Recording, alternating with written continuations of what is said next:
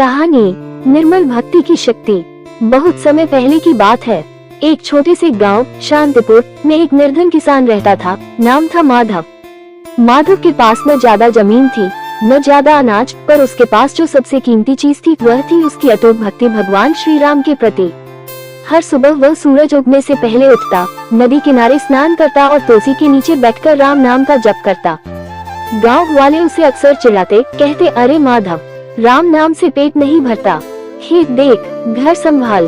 पर माधव बस मुस्कुराता और कहता, राम नाम ही मेरा जीवन है, वही अन्न है, वही जल है। एक साल गांव में भयंकर अकाल पड़ा।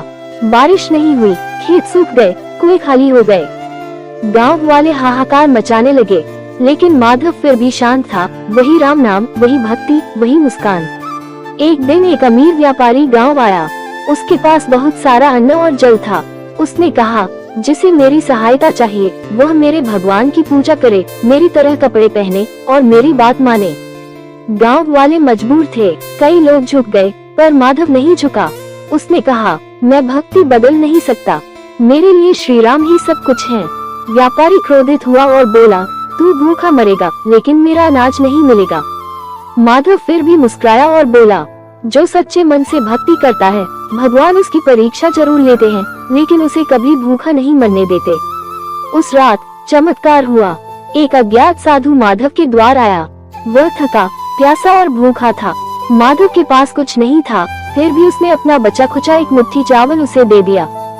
साधु ने मुस्कुरा कर कहा, तेरी भक्ति से तृप्त हो गया, माँ अन्नपूर्णा की कृपा तुझ पर सदा बनी रहेगी। अगली सुबह गांव में अचानक तेज वर्षा हुई। नदी भर गई, कुएं लबालब हो गए, खेत हरे भरे हो गए और माधव के छोटे से खेत में सबसे पहली फसल उगी, स्वर्ण सी दमकती हुई। गांव वालों ने देखा कि माधव की भक्ति ने ही वर्षा लाई, अन्न लाया और संतोष लाया।